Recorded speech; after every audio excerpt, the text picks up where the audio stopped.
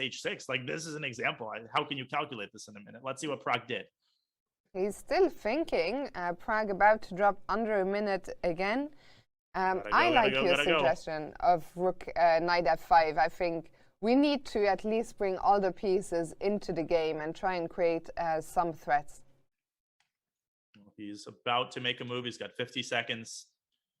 Having said A, you kind of have to say B. Then and there he goes. Knight f5 is on the board. Big moment here. Will Magnus find the move bishop b7, exploiting the fact that the knight is only defended by the rook? But I would be disturbed by this knight takes h6 move. Yeah, I think this game here, it's easy to be misled as the spectator by the evaluation bar. But if we try and not look at the bar, I mean, yes, black is a pawn up, but the position looks so messy still. Look at white's pieces. And playing purely on increment. Sorry, Dania. No, and just to your point, I was going to say, here's the thing. Not all winning advantages are the same. Some of them, you can play 3-4 moves and it doesn't change the eval. Because white is so active, black has to play with tremendous accuracy, and that's not easy to do. And Magnus, I think he's gone c4. And wait a second, is there not a tactic connected with the rook being hanging? Isn't there bishop takes g7 here? Oh, so my bishop God. bishop g7, knight g7, trade everything, then go queen d4 check. Black will cover with the knight and simultaneously hit white's rook. This is really exciting.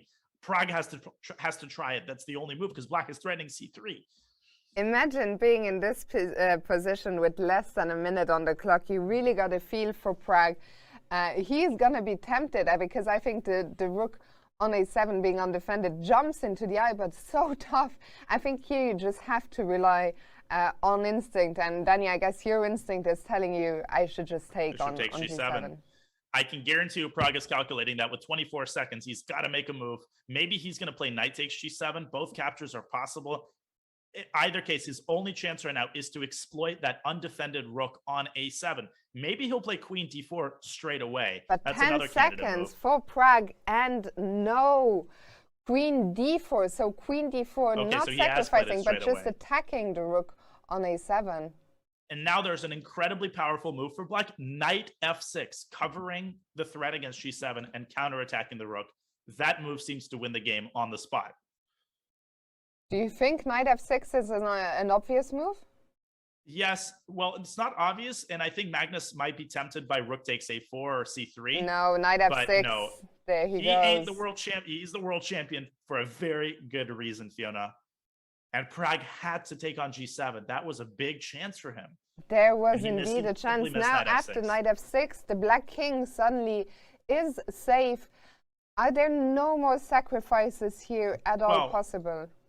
You can play knight takes h6 and then queen takes f6, but the endgame is going to be completely lost because black is going to shove this pawn down to c3, and then he's going to win the pawn on b3, and he's going to have connected passers. And unfortunately, Pragg knows all about facing connecting passers that are He made his move there with 2 seconds on the clock, Dania, but knight c3. b6, c3 is going to come shut down that bishop, and c3 resigns. Yeah. c3 resigns because after the bishop moves, you'll be able to take the rook. And there you go, c3 is on the board. We're on move 30, but that doesn't matter any longer because Magnus has found a couple of precise moves now. Pragg may be missing a small chance. Objectively, the position was still bad, but at least there was a fighting chance after sacrificing on g7, but now Magnus has everything under control. And that's the thing. There were several moments in this game where Pragg didn't pull the trigger. Knight g5, and in the end, bishop takes g7, I can guarantee you is a move, Fiona, that he would have made against the vast majority of players. And I know I'm repeating that, but it's just important to recognize how insane of an effect Magnus has on people. Playing Magnus changes you.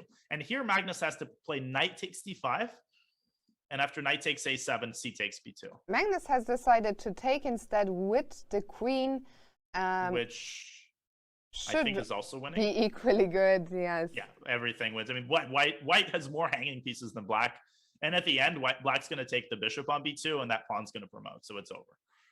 That's also good.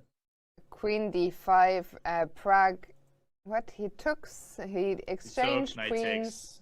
He's going to resign here because knight takes a7, c takes b2, and knight c3 is unstoppable. Yeah, I think we are seeing the final moments here of the game.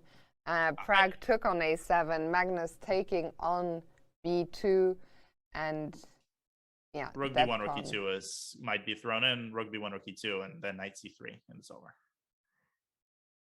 Yeah, rook e2. Yeah, and there he goes. Rook e2 is on the board, and we'll probably see a handshake now. Yeah, I mean, white can also try knight d4, and Magnus could even go knight c3 in this position, just showcasing total domination. Knight takes c2, knight takes b1, then the knight calmly steps back and promotes the pawn.